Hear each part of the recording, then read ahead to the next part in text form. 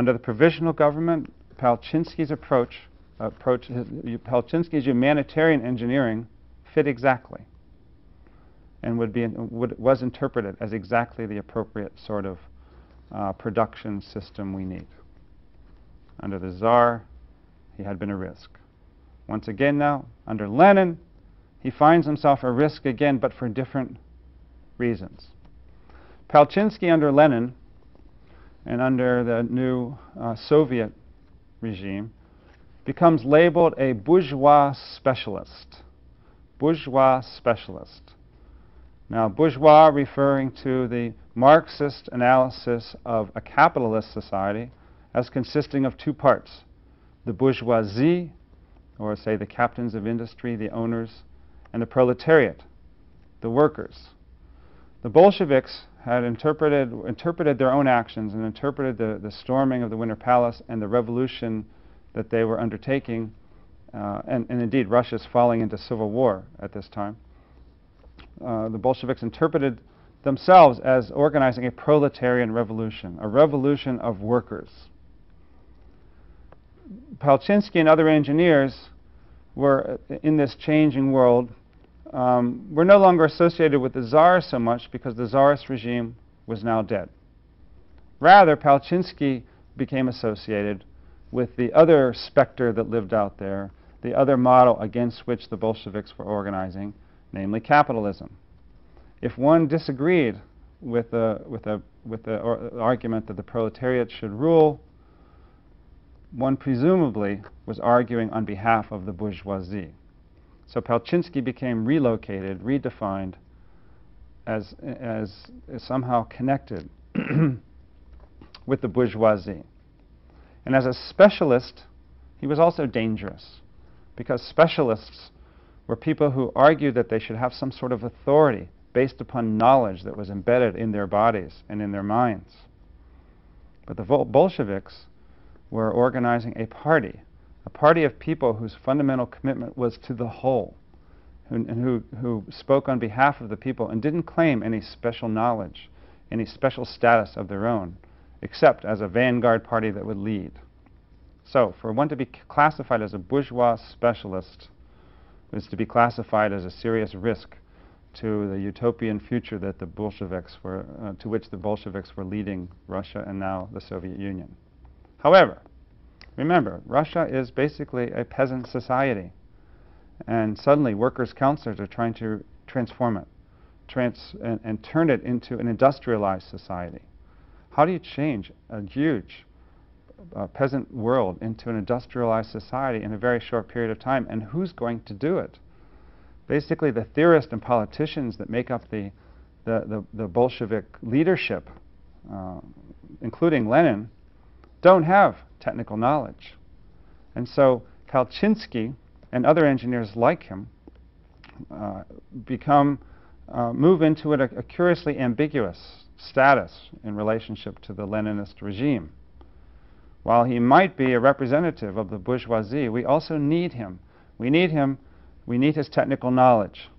And so under Lenin, the Bolsheviks and now the newly emerging Communist Party, which establishes power once the Soviet Union is officially formed in 1922, makes use of Palchinsky and others like him. Because, well, at the very least, he's not arguing for a Tsarist regime. So maybe he can help us. Palchinsky then finds himself living in a fairly curious state of affairs. He serves as a consultant to the GOS plan, which was the State Planning Commission. Under the Bolsheviks are centralizing power, and organizing power, organizing as the center of power, the Communist Party and the leadership of the Communist Party. They begin setting up a centralized state planning organization, and Palchinsky serves as consultant. He becomes chair of the Russian Technical Society, and because the people trained as engineers are seen as valuable, even if a bit risky. He becomes a member of the All-Russian Association of Engineers. You can see that maybe engineers are seeing in this transformation, even though there might be some parts of it they don't like, an opportunity. They're seeing an opportunity for engineers to step up and help build a more rationally planned society, a society where resources are managed and production organized for the benefit of people.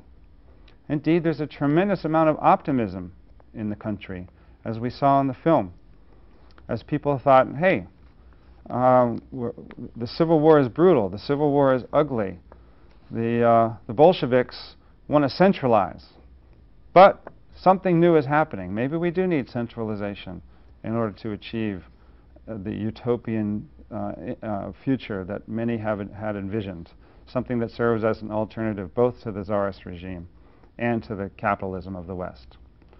So Palchinsky, along with others, gets to participate. He's asked, for example, to evaluate the oil and gas industry in order to plan for a more rational, a better organized, more efficient future. Lenin introduces a new economic policy based upon planning. And this is a novel concept. In the West, in the United States, for example, we're celebrating enlightened self-interest. And government serves up through the 19th century and into the early 20th century primarily as just a policeman and a judge. We don't have governmental planning. And finally, when government does get involved, it is to regulate through such devices as the Sherman Antitrust Act and some new regulatory regimes. But to have a state-run economic system is deemed to be inappropriate in the U.S. capitalist system. By contrast, the Soviets are quite actively, explicitly arguing for planning. And Lenin introduces the concept of 5-year plans during the 1920s. Now, there's a curious relationship between the Leninist approach to production and development and the United States. Lenin looks to the United States with some jealousy and some fear, the net result of which is a desire to achieve some sort of selective borrowing. For example, what's going on in the United States with regard to mass production is known around the world. What Henry Ford is pulling off with Model Ts is known everywhere. The very concept of mass production, which was a dramatically different way of organizing production systems, was very appealing to Lenin and the Soviet Union because it indicated a kind of centralized planning, and in conjunction with the production of goods for mass use, because the Model T was a relatively inexpensive car. Indeed, early on it was blowing General Motors away because it was able to produce large numbers of vehicles at low cost. They also looked to what was known in the United States as Taylorism. Frederick Taylor is basically the founder of industrial engineering. Early in the century, he was conducting what we call now time-motion studies, examining the activities of workers in order to break them down into their constituent units, with the goal of coming up with more efficient modes of integrating workers into production systems. And Lenin found the attention to efficiency, the commitment to efficiency, very appealing. Palchinsky, by contrast, given his interest, given his humanitarian engineering interest, was somewhat skeptical of both mass production and time-motion studies because he saw them as, in a way, dehumanizing workers, in treating workers as extensions of the machinery, rather than in somehow interacting with machinery, with needs of their own. So there was a difference of opinion here. But Lenin is in power. And so Lenin appeals to the West, and indeed the United States and others provide a great deal of support to the Leninist regime in reorganizing the production system. And as we saw in the film, a massive number of changes take place, or begin to take place, from the building of new factories to subways to introducing machinery for agriculture. But there's a tension. There's a tension in the way the communist regime gets implemented, and it's a tension that can be traced back to the tension between the Marxists and anarchists' interpretations of an alternative world. The Marxists arguing that there should be planning from the center. The anarchists arguing for local autonomy. The way this political difference became manifested in a debate over planning can be seen in the contrast between the concepts functional and regional planning.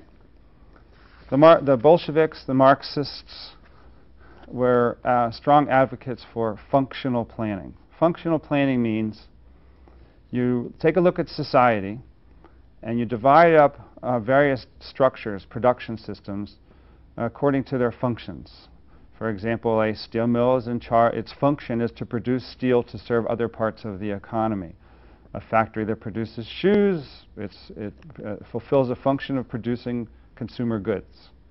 We lay out all the functions that production systems need to fulfill inside of society, and we organize it accordingly.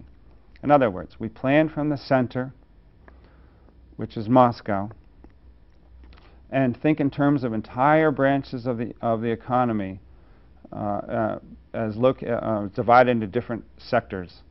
And we organize the production system, and we build factories and production infrastructure with the goal of having each sector fulfill its function without regard for local differences.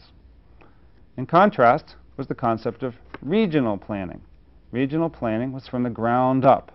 It's meant to be based upon studies of the local areas, needs of local areas, and resources in local areas,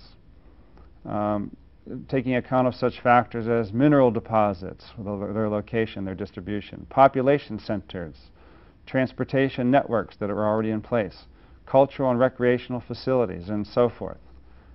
As you might guess, Palchinsky early on is an advocate for the regional planning approach. The argument is that the centralized planning approach is too idealistic. In order to get to a better organized system, we have to start where we are, and the regional organizers were saying, hey, let's take a look at what we have at the local level and what we can achieve in moving to a better, more rationally planned society. At the same time, Palchinsky, having trained himself during World War I to think in more coordinated terms, recognized that we needed some sort of coordinated, if not centralized, planning. And so Palchinsky found himself accused of an interesting way of something called parallelism. He was accused of trying to be functional and regional all at the same time. And as you might imagine, the Bolshevik leadership was emphasizing the functional planning. So that keeps Palchinsky's humanitarian engineering somewhat questionable. Now, think about engineers a bit more and about the aspirations of engineers. Picture yourself as an engineer during this period, having worked under the Tsar and seen the excesses of the Tsarist regime and the inequalities of the Tsarist regime, trained as an engineer with the goal of producing for society in some sort of non-specific way, generalized way, to help the world. From your point of view, the new Leninist regime offered enormous opportunities, enormous possibilities. Palchinsky maintained that engineers should play prominent roles in the new society. Palchinsky was a critic of the old education system, arguing that it was too narrow. He wanted engineers to apply a new form of social analysis to problems of industrialization. Through this concept of humanitarian engineering, he wanted to bring in to problem solving with regard to industry considerations of workers, and presumably going beyond that to other societal needs. He argued that engineers should no longer play a passive role. Engineers should not be sitting waiting for problems to be given to them. Rather, he maintained that engineers should be active economic and industrial planners, not only responding to policies, but actually suggesting where development should occur and what form it should take. He's arguing, along with other engineers, that engineers should have the opportunity of playing a strong, indeed elite role in the new communist socialist system. Now, jump out of the Soviet Union just for a moment and jump into the United States. We're in the middle 1920s. Have you ever heard of the Technocracy movement in the United States? The Technocracy movement, which developed during the late 1920s and flowered right around 1930 in the early 1930s, argued that the United States, the production system in the United States, was organized in a totally irrational way. Think about the Depression. Think about the stock market crash of 1929 and the Depression that followed. Across the United States during the 1930s, factories were sitting idle, and workers had no income and were struggling to make ends meet, struggling to survive, struggling to live. From an engineering point of view, this was crazy. And some of the intellectuals among engineers made the case that we have in the United States a stupid system, a system that somehow places power in the hands of the captains of industry, of capitalists whose main goal is to make money without regard to the lives, experiences of workers, or indeed of people consumers for whom products are developed. And it made no sense from that point of view for factories to be sitting idle. Shouldn't there be some sort of system whereby people are put to work? Indeed, the New Deal that Franklin Roosevelt developed, what we understand as the New Deal, was indeed a more organized, centralized governmental effort to put people to work. Well, the technocracy movement that emerged argued vociferously that engineers should play a more prominent role in the U.S. government, that engineers should play a more prominent role in organizing the production system of society. Now you can imagine pretty quickly how this ran against the concept of enlightened self-interest in the United States, the idea that everyone should be maximizing their own interests, and how in a way this could be felt in the United States as a dramatic challenge to our system of industry and of government.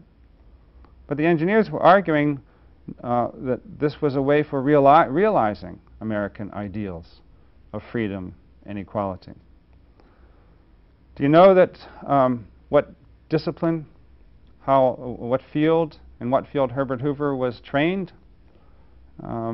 As we mentioned when we were talking about Sununu, Herbert Hoover was an engineer. Do you know when Herbert Hoover was elected? It was 1928. So Herbert Hoover, his election can give you some sense of how America was thinking at the end of the 1920s. We needed some sort of more rationalized, better organized system of industry and government. Perhaps if we elect an engineer, a bit boring this guy was, but seemingly a good thinker, a good problem solver. Perhaps he can help lead the country into a better organized system. So the technocracy movement in the United States was arguing for leadership by technocrats, leadership by technically trained people, leadership by engineers. That system didn't work out. That argument wasn't fulfilled. And indeed, it was the New Deal that in a way took its place, with the government serving in a more active role to provide safety nets for individual people. So what we have going on, what I want you to see is that the movement and the aspirations of engineers in the Soviet Union during the 1920s don't stand in isolation. They were shared in other countries as well, especially the United States. During the 1920s, now back to the Soviet Union, one of the early critics of Stalin, prior to his moving into exclusive power, which we'll get to in a moment, was an engineer by the name of Nikolai Bukharin. And Bukharin argued, quote, as Graham quotes him, quote, "The future belongs to the managing engineers and the engineering managers." So, here we are, in the Leninist period, with a new party emerging to lead the country into a more rational system of government that will benefit all. And engineers are saying, we should play a prominent role. We should be out front, because by virtue of our training, we are best able to think in terms of the whole. We are best able to produce for the masses. But now, picture yourself in the Communist Party. Picture yourself as not the politician, but the theorist who argues that we need to lead society as a whole. Palchinsky and the engineers are bourgeois specialists. Do they want control for themselves because they want because of what they say, because they want to help society as a whole, or are they really, or is their real goal to lead us into a system that looks like Western Europe and the United States? Do they want to develop a system, a bourgeois system of industry and government? So, tensions developed between members of the Communist Party and the activities and experiences of engineers. In the Leninist period, then, under the from the Bolshevik government to Lenin's death in 1924, and the next few years afterwards, during which there's a struggle for control in the Communist Party and over the new Soviet Union. Palchinsky's approach to humanitarian engineering is problematic. It seems to fit, but in some ways, but because it argues for the prominence of and depends upon authority being given to engineers, it was problematic.